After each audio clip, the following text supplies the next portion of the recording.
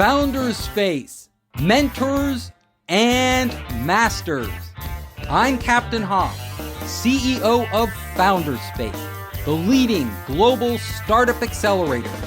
I'm also author of the award-winning books, Make Elephants Fly, Surviving a Startup, and The 5 Forces. Today, I'm with Janice Litvin, speaker and author of Banish Burnout Toolkit. Thank you so much, Steve. I'm so pleased to be here. So I know in my own life, I was working for a while in this big company, and my coworker was very negative. So every day, I really liked him. I mean, we were very close. Every day, we would go out to lunch and talk. But every day he would complain about something in the company, something going on. And even though I didn't complain, that stuck with me. All those negative thoughts that he had, that we were discussing at lunch, made me go back to work and feel negative about it. And so I, at a certain point, stopped going out to lunch with him. Did you ever consider saying to him, you know, you're kind of negative, or try to figure out a nice way to say, I think you're harming yourself with all this negativity and it's rubbing off on me. And I think you'd be happier if you try to twist your brain around. I know it's very hard to confront people. I didn't know how to do that. I didn't think of myself as a person. He was older than me. So this was an older coworker. And that didn't cross my mind to actually try to correct his behavior. I just looked at how it was affecting me. And it's like, well, if you want to be negative all the time. Did he ever say anything like, why did you stop going out to lunch with me? I basically started bringing lunch from home as my way of doing it. So it wasn't like I would go out with him once in a while, but I was like, I'm just eating my lunch from home. I'm trying to save money. So it was not insulting him, but it got me out of it in an easy way. Well, you know, it's funny. My son, who's brilliant to this day in terms of people and intuition, there's someone that comes over sometimes, a friend, and there's a lot of negativity in her, like what you're talking about her life. It's always something. And he said one day when she was doing that, he said, okay, we were having dinner. He said, okay, everybody go around the table and say the best thing that happened to them this week, without saying to her, you're being so negative, I want you to stop. He completely changed the conversation. And I thought that was brilliant on his part. That is brilliant. And it makes such a big difference in my life when I am constantly, I notice, saying positive things to myself and other people, not forcing myself to do it. I'm just doing it. And I think that's why I've been able to be so productive, because I create this sort of positivity bubble. Yes, I think it's really important. And while you were talking, I was thinking to myself, if I were introduced to somebody very important, a judge or a president that I admired, I wouldn't go up to them and start complaining about my life, and I wouldn't criticize them, or I wouldn't criticize myself either. I would stay very positive. If you come at a problem and you're like, let's work together, let's make this better, then they have a positive reaction. If you go in and start complaining about them, well, instantly you're separating yourself. Now, I think it's hard because in some workplaces, in some situations, there are people who are very negative and critical, or they do things that annoy you. For example, many, many years ago, my first computer job, the woman who was on my team was very smart, but she was an alcoholic. And she came to work late, left early, took really long lunches, and you could smell it on her breath. And I was in my 20s at the time. I didn't know how to handle it. And when we got into the nuts and bolts of the software, she was very smart. So I guess what I did was just stay focused on the work. We can't always change the behavior of everybody around us. That's impossible. We just have to live with certain things.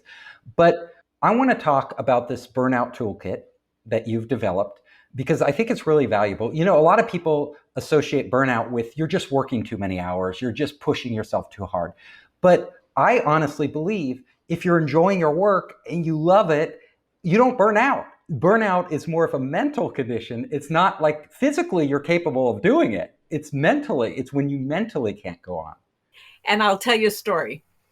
First of all, I agree that when you love your work, you could go on and on. Now, during the pandemic, as we all know, everybody worked much harder. People who had children had to stop in the middle of the day, manage their children, come back to their desk and work from 7 to midnight, even if they loved their job. Burnout is also a physical thing. It's not just mental. You get physically exhausted and it spills over into the mental and vice versa. I believe, as much as I really, really love my work, and I could work till 10 o'clock every night and no problem, but I wasn't finding a balance, especially during the pandemic. I agree. I'm not saying you should work all the time without a break. My main point was that physically, the work we do isn't that demanding. Like literally, you get up, you're typing on a keyboard, you're doing stuff. So, but the mentally is where the strain is. And you're absolutely right. When you are mentally burned out, you become physically exhausted because you just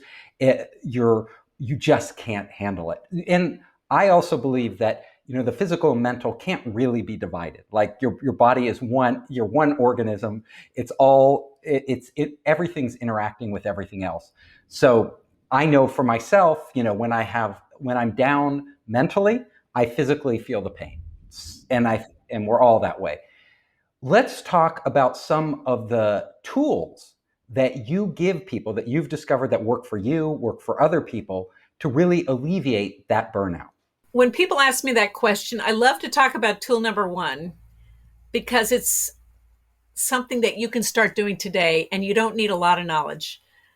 Number one is stop and audit. So I start with stop. Stop stands for stop, take a deep breath, observe, and proceed. And that comes from John Kabat-Zinn, who's considered the father of modern day mindfulness. So what this does is the stop is pretty obvious. You stop what you're doing. So something has happened, or you've generated some negativity because of something that isn't happening, whatever the negativity is. The stopping allows you to interrupt those negative thoughts I talked about because they're on automatic with me. And I constantly, not constantly, but when it happens upon occasion, I have to say, wait a minute, you're being negative. Does this thing need this degree of negativity? If no one's in the hospital and their legs aren't broken, I don't think I need to get this upset. So that's the stop. Take a breath is pretty obvious. A deep cleansing breath does activate the parasympathetic system and it really does have a calming effect on your body. The observe allows you to change the emotional reaction and move it from the amygdala, the fear center of the brain, to the prefrontal cortex, the executive functioning, thinking, rational part of the brain. And then proceed allows you to choose how you're going to react or whatever you're going to do. So that's stop. And I love that one because a lot of times stress causes us to have a reaction. Someone says something rude or is critical in a meeting. And sometimes you just need to not react and to stop and breathe. You might have to excuse yourself from the meeting, but to stop and breathe and come back with questions rather than getting defensive. When you get really, really angry, really, really defensive, it turns people off and they don't take you as seriously. So that's the first half of the first tool. The second half is something I call a stress audit, something I created that helps you after the stressful incident, either when you get back to your desk or you get home or whenever you're done with work, to write down how you felt. Because when you write with a pen and paper, it activates a different awakening in the brain. And sometimes it's something else that's bothering you, but you don't know what the connection is. And when you can dig deep and find out what that connector is, it helps you let go of the issue.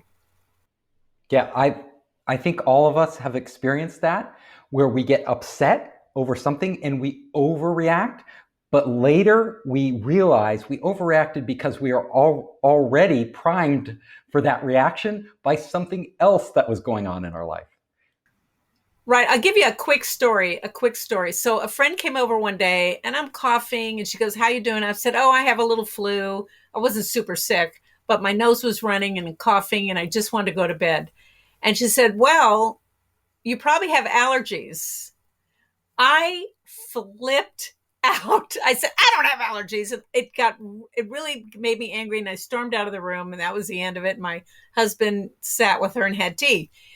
I decided to write about it because I thought that wasn't that extreme a thing that she said. Why did I get really, really angry? And I realized, and I'd completely forgotten this situation. I realized that when my father was on his last legs, I had gotten sick and I couldn't go home to Houston to see him. And I was very, very frustrated. I made an appointment with my doctor and I said, I need an antibiotic. And I know, in the last 10, 20, 30 years, they don't want to give antibiotics because they're becoming less useful. But I really wanted to go home and see my father. She said, well, you probably have allergies. And I flipped at her and I started crying and boohooing. My father's sick. I want to go home. Please give me an antibiotic, which I finally got. But I had forgotten that connection to that comment. Well, that's a really deep connection. And once you realize that, you realize something about yourself too. And your life and how you react to things. So writing it down, I like that because it gets you to think about it in a more detached way, a more objective way. Yes. I forgot to add that. That was quite a good insight on your part. When you write, while you're writing, the amygdala is dumping. And that amygdala, by the way, is also known as the fight, flight, or freeze part of the brain for those listeners who know their science. And so while you're writing, you're letting the amygdala get it all out. When you go back and reread it, now the prefrontal cortex is turned on and you're reading it, like you said, from a more objective point of view. And then you can be objective about what decisions you want to make as a result, or what you want to do or say or not say. And it allows you to process it so that when you're in a similar situation, the next time somebody says you probably have allergies, you'll catch yourself. You won't react that way. Exactly. And I like the idea that you don't always have to have a comeback to everything. You can choose to be silent. Sometimes silence is more powerful than having some kind of quick and clever comeback to a situation. Yes. And it actually doesn't put you in a position of weakness. Like if you're in an office with coworkers, it can put you in a position of strength because you can just sit back. They don't know what you're thinking, and you can process what just happened and then come up with the best response to actually move the ball forward and get what you really want. Sometimes we just want to punish people, so we react, but that may feel good in the short term, lashing out at them, getting them back for what they said that was so inconsiderate. But in the long run, it actually, if you think about it, in most cases, it doesn't get you where you want to be. Now you have this deeper conflict with this coworker. You're actually going to have more problems in the future. They're going to be upset at you. It's just going to make things much harder. And if you're on a team, you really need to be able, as you really need to be able to get along and work together. And I know teams are very complicated and it's hard to get along with everybody, but catching yourself before you react is a very powerful tool. So I'm traveling across the country now, going from Airbnb to Airbnb because I love it. I love to be out there. And I went into one Airbnb that I had paid for, signed up for, and the woman greeted me and she says, "Welcome to my home. I had paid to rent the entire thing." So I thought she was being real nice, showing me around the house. But then I realized she wasn't leaving. My gosh. She was staying, even though I'd rented the whole place. Oh my gosh. And she said, "I hope this isn't a problem." My initial reaction was to lash out, like say, "Of course it's a problem. I paid for the whole thing. You listed the whole thing. What are you talking about?" And it wasn't just her. Other family members were there. Whose family members? Yours or hers? Her family members. You're kidding. So, but then I calmed myself down. I did what you said. I took a breath. I calmed down. I said, if I lash out, things are going to be much worse. Exactly. She's going to get really defensive. We're going to get in an argument. And where do I sleep tonight? This is the place I booked. So I just handled it calmly. I thought about strategically what I need to do. I figured out where she was coming from. It turned out she was a nice lady. That was her first posting on Airbnb. She had no clue what she was doing. And she kind of knew she screwed up. But what ended up happening is I stayed the night in one of the rooms and I got her to refund the money and then I left. which was the best outcome I could have hoped for in that situation. And we remained friends. There was no fighting. Yeah, and you treated her with respect, which I love that part, even though you were upset. This is really important because a lot of the listeners here are entrepreneurs. They have their own companies. They're under enormous pressure. They're under pressure from their investors. They're under pressure from themselves, mostly. They're under pressure from their employees who expect things that they probably aren't getting. Whenever you're a manager, your employees want stuff, and it's impossible to be the perfect manager.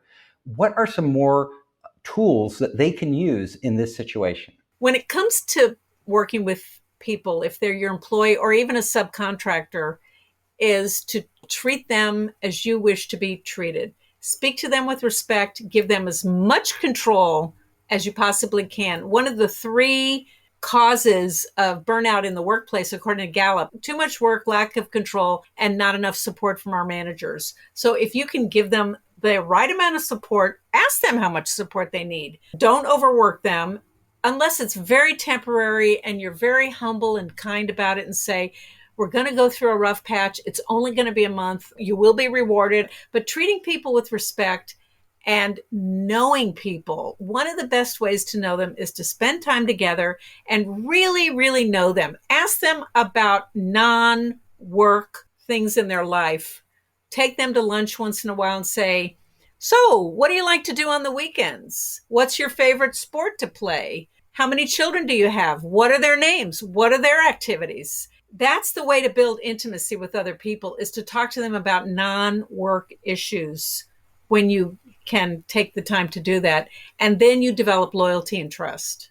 And a better bonding, happiness chemical, oxytocin, gets released, and you're all better off for it. Right. And when you go into work and when you have a big problem to solve, all those things pay off.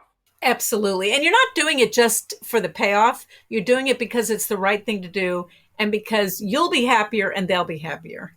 Being a manager isn't easy, but you hit on a couple points that are really important for people to understand. You being burned out is one thing, but you also don't want your employees to be burned out.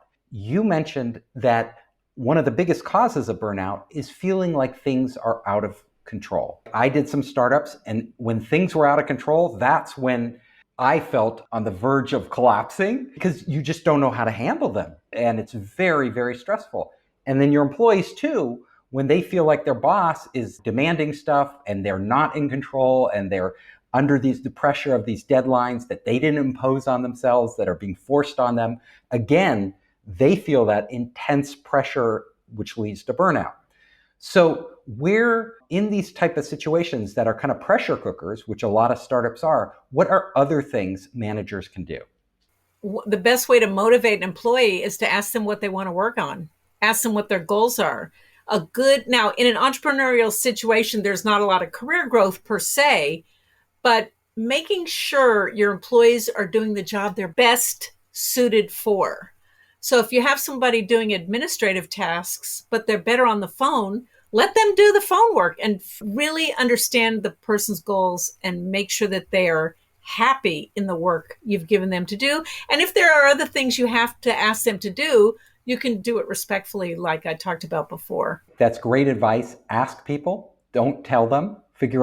Ask them, what do you want to do? Where do you want to go? How do you think we can reach this goal? Because ultimately you just want to get to the goal. You don't really care how it gets done, but you want to know from them. Now, there are problems with that. Let's say they want to change into another role where they have limited experience and they may not even have talent. How do you deal with that? Send them to training if you can afford it and they can do it on their time. Say, for now, I respect where you're coming from. I plan to help you get there. For now, I need you to do this other job because that's what I hired you for. And I'm willing to help you get to the next step. I'm going to help you research some training we can get you to and get you to where you want to go, so you will be ultimately happy. The entrepreneur, for the CEO who has their own business, when they feel like things are out of their control, which happens a lot, because honestly, in doing a company, you have a payroll to meet, but the money coming in isn't always there. So there's this huge stress. If you're a startup in Silicon Valley, you're always spending more money than you have. You're not profitable at the beginning, so you're going to have to raise more money, but you never know when you're going to close those deals. How can entrepreneurs deal with those type of things, which are inherently out of their control? I'm reminded of a story. It doesn't exactly answer it, but it relates, and I will try to get back to the exact question you asked. A friend of mine a few years ago worked for a startup, one of the companies that goes around mapping to prepare for driverless cars and that software. And the CTO was a screamer, and my friend was a recruiter. And every now and then something wasn't going well, the CTO would start screaming. There were 12 people in the startup at the time, and I'm sure the guy was highly stressed. Screaming is never okay. Never. It's okay to say, I'm frustrated. I'm angry. I need you to step out of the room for 20 minutes because I've got to get this other thing done. But it's never okay to start screaming and yelling at people. It's very hurtful. You don't want to be screamed at. Why are you screaming? One of the best ways is to share with them what you're going through. Wow, we're almost out of money. Now that's a very tricky thing to tell a group of employees that you've got to meet payroll. We're almost out of money, and I've already lined up a next round of funding. We're in our final approval process. I'm feeling very edgy and stressed out right now. In a week, I'll be back to normal, but I just want you to know what my struggles are. When you share your struggles, they will share their struggles, and the stigma against mental health helps. It helps eliminate that. That's really good advice. Yeah, so if you're feeling stressed out, a lot of times a lot of managers will try to hide it or mask it or blame it on someone or something else. That is exactly the wrong thing to do. That just like makes it much worse. And keeping it bottled up means at some point you're just going to explode and become that screamer.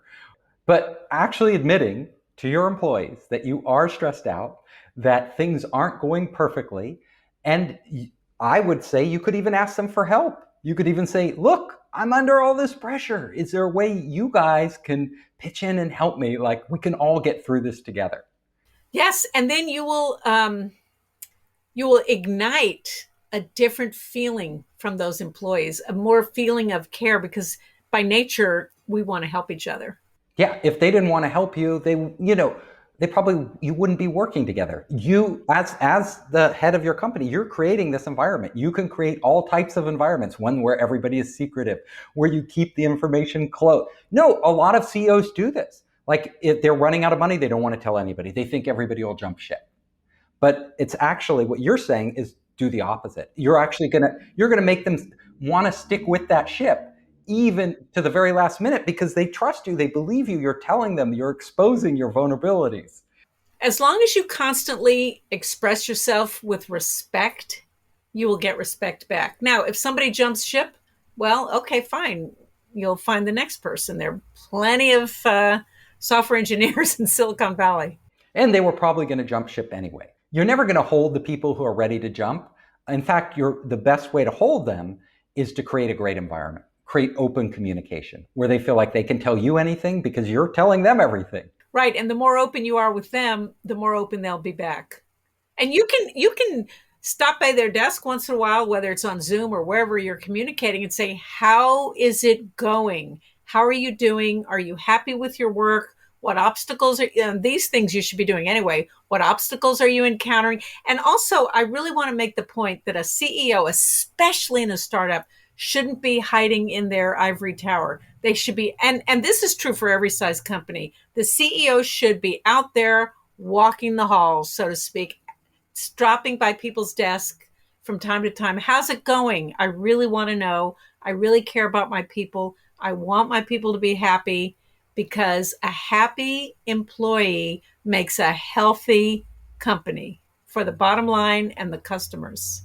Yeah, for everybody, everything. They work better, they perform better. Most people, if they like their job, pay doesn't matter that much. Like pay matters, but they're not going to be going out and looking for other jobs. That's absolutely true, especially engineers. Once you're making a 180, 200, 210, 220, 230, how much more money do you need? You have a nice home, your children are well fed and have nice clothes, they go to a nice school. How many more boats and cars and horses and things do you really need? You want to be happy with your work.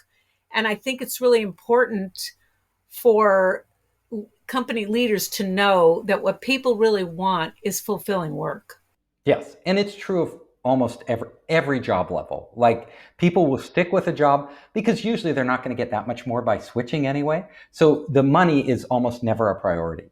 It's always like, do I like my job? Do I like the people? Do I feel like it's meaningful? Do I fit in? Like, am I one of them or am I an outsider? If they feel like an outsider, they'll leave. If you're coming to their desk and talking to them and making them feel included, those are the things that matter. Now, there's a question I wanted to ask you. What are the biggest myths you've encountered about burnout? Things that people believe that just, they're not true. Most people think that burnout is an individual issue. In reality, burnout is a two-way relationship. Just like I talked about before, about treating people with respect so that you will be treated with respect. It's the same about burnout. Company leaders of all sizes need to know that like you were just talking about, the environment they create can cause or not cause burnout.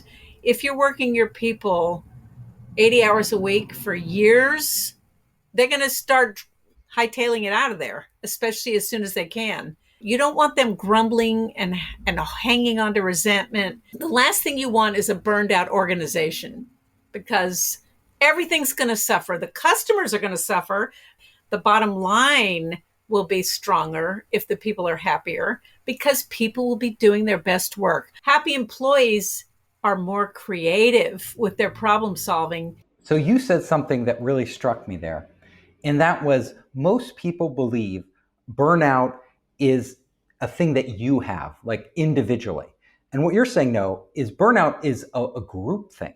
It's a systemic. It's a systemic thing. And the way you fight burnout is not by just working on yourself, but working on yourself in relationship to everybody around you, your family, your coworkers, your friends. We all know that during the pandemic, healthcare workers got burnt out.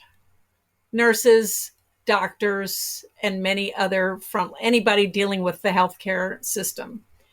There are some inherently huge problems with the system. You probably have doctor friends who, when they were in medical school and the first few years after, would be put on 48-hour or 72-hour shifts.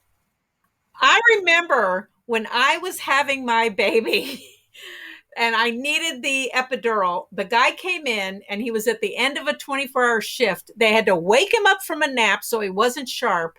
And he set the thing up, but he didn't push the button. And the nurse comes in and says, he didn't push the button. I'm screaming now because the labor's into my lower bones, in my lower back. It's a perfect example. Why do you have these bizarre systemic rules that don't serve anybody? They don't serve the doctors and nurses, and they certainly don't serve the patients. Another even more important example is that doctors are taught to have empathy, but not to feel, because they want to stay in control. But the suicide rate among physicians is higher than any other profession in the world. And doctors being told, no, you can't take time off, we need you. There's a horrible story of a doctor who ended up committing suicide because he kept saying, I need a break, I need a break, I need a break. They needed him, and he should have taken the break. Sadly, everybody lost this person. And so that's a perfect example of systemic burnout. Hospitals are a great example because the healthcare system, the way it is, they're always pushing to get more and more out of it. The doctors themselves, I know, I've talked to them, my friends, some of my close friends are doctors. They say they feel like they're on a treadmill. They don't have time. So even when they want to spend time with patients, even when they want to empathize and relate to them, they literally cannot do it because they're structured out of it. So all those connections we're talking about having at work that really make the job satisfying, our system is taking those out away from doctors so that they don't get that satisfaction on the job. And it's a shame because, of course, they won't perform as well. And the patients know it when you go into your doctor and they're in a rush and they can only give you 15 minutes. And yeah, and then they give you a handout. I'm like, what? What's this? because they don't have time to do anything else.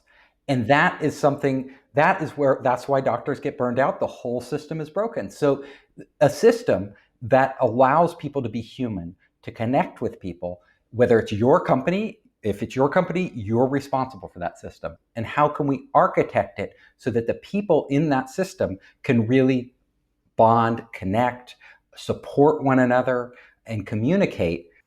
And feel pride in the system.